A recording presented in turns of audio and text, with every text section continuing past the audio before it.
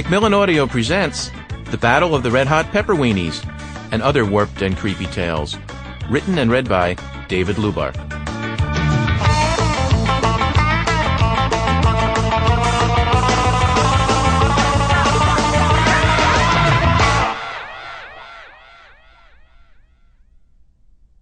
All the rage.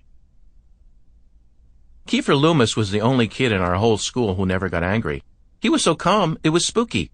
I'm no hothead myself, but life dumps tons of bad stuff on everybody. Some of it isn't fair. Some of it is just plain rotten. For example, I yelled at my little sister Jilly last week when she colored all over my library book with her crayons. She started to cry, which made Mom angry, which got me in trouble, which made me even angrier. I didn't stay angry forever, and Mom took the library fine out of Jilly's allowance, so it all worked out. But I'd never seen Kiefer even raise his voice. There are a couple ways to deal with any behavior that's too weird to ignore. You can figure it out, or you can change it. I started by trying to figure it out. 2 weeks ago, I went over to Kiefer at lunch and asked, "How come you never get angry?" He looked at me like that was a stupid question. "What do you mean?" "You never lose your temper," I said. "How do you stay so calm?" Kiefer shrugged. "I guess that's just the way I am. When something bothers me, I swallow it." "Swallow it?" "Yeah, you should give it a try." That didn't sound like it would work, but I had a chance to find out for myself the next day. When Bobby Thugger pushed me down on the playground, I sat there and tried to swallow my anger. I could feel it swelling in my throat. Nope. I knew right away that it wouldn't work. My anger was too large and my throat was too small. I got up and pushed Bobby. That felt a lot better. So much for swallowing my anger. As I said, there are two ways to deal with weird behavior. One way is to ask about it. The other is to change it. Or in this case, do something that most boys are really good at. See how far you can push it. I don't know who came up with the idea, but this morning a bunch of us, me, Dwight, Alan, Richie, and Patrick, decided that our only goal in life was to make Kiefer lose his temper. We were going to break his calm big time. "No matter what, don't give up," Dwight said, as we waited in front of the school. "Nope, total attack," Alan said. "But it can't look planned," I said. "It has to look like accidents."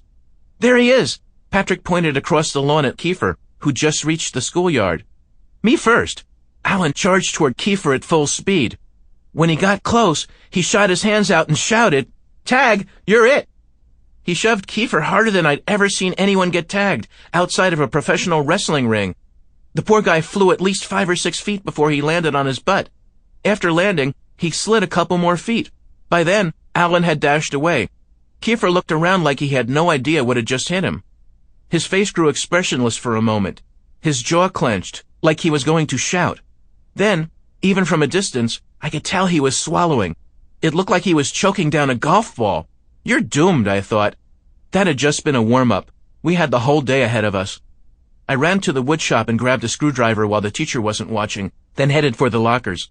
I jammed the blade into the edge of Kiefer's locker and twisted, hoping I could mess up the door enough so it wouldn't open. Then I backed off and waited. It turned out I did a pretty good job jamming things up.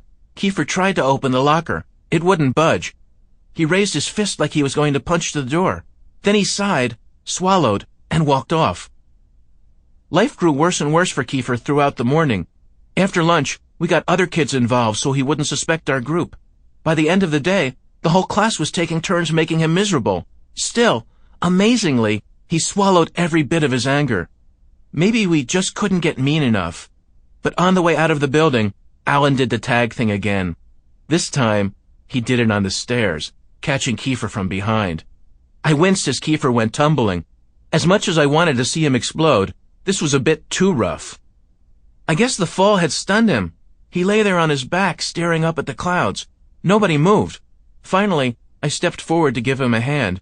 I figured that would be a nice thing to do, even if the guys got mad at me. Just as I was about to reach out and say something friendly, I noticed Kiefer's lip was twitching. His jaw moved like he was trying to swallow, but his head jerked like something dry and jagged was caught in his throat. Sample complete. Ready to continue?